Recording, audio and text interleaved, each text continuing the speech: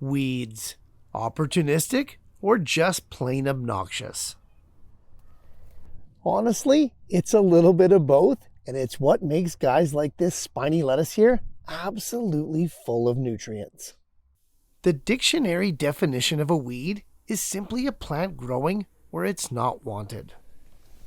Like this potato plant here, somehow growing in one of my favorite blueberry pots. The weeds we're talking about here today, though, go a bit deeper than this. Literally. Colonizing and specialized plants that are able to extract unreal amounts of nutrition faster than others in places that other plants dare not grow. Today, instead of getting super annoyed by weeds, we're going to benefit from them. And we're going to make our very own weed fertilizer. It's a simple process, and I'll explain why it's one of the best things you can ever do for your garden. One of the biggest expenses associated with growing plants, especially as your garden starts to scale up in size, are fertilizers. And while making your own weed fertilizer is free, and that's great, that's not even its biggest advantage. By far, the biggest benefit to using weed fertilizer in your garden is that it just works. And to see why that is, we have to look at the weed plants themselves. In the world of permaculture and sustainable gardening, we come across specialized plants known as biodynamic accumulators, or simply just accumulators. Essentially, just vigorous plants that can access a different level of nutrients faster than regular ones, and they store these nutrients in their leaves and stems. The conscientious grower can then use these weeds with the stored nutrients to make their own homemade organic fertilizer. Which is where we're at right now. Although it is a 6 to 8 week process, there isn't much that we actually do. So let's get started. A successful weed fertilizer comes down to just 2 factors. Picking the right weeds to use and time. Let's explore both of those things. The reason that weed teas and fertilizers are so powerful is because we choose the plants that accumulate the most nutrients. And on top of that, we give the process enough time to extract all of those nutrients. It's these 2 factors that are going to determine your weed fertilizer success. Weeds that make your best bioaccumulators are going to be your colonizing and deep-rooted plants. Species that can grow and extract nutrition where others simply cannot. Plants such as dandelions, thistle, comfrey, and dock are your heavy hitters here. These guys are just bursting with stored nutrients, and they will never steer you wrong. For sure, they're the most popular plants to use in weed fertilizer, but by no means are they the only ones. Basically, any broadleaf colonizing plant is gonna work for this. So if you don't have any of the species that are on this list, don't stress about it. Just use what you have. Okay, we now know what we're after. What's next? Well, simply go collect some weeds. Roots and all, try to get the whole plant. The entire thing is usable for this, and if we're out there collecting them anyway, we might as well weed our beds properly. As well, try to collect as many different weeds as possible. Each one is going to have its own different and unique nutrient profile, and we want to get as many of the macro and micronutrients in there as we possibly can. Easy stuff, and it shouldn't take you long. Once you've collected enough weeds, it's now time to start making the solution. Now, unlike compost teas and other solutions, weed fertilizers are completely anaerobic. This makes the process so much simpler because we're not after any microbial life. All we're after is strictly the nutrients. As such, no oxygenation is necessary as the main activator is fermentation. So, with our collected whole weeds, all we gotta do is shove them into a bucket. No need to chop them up, no need to pre-break them down. Bucket size is not a factor for this. The key is just to pack all those weeds in there as tightly as possible. Really jam them in right to the top.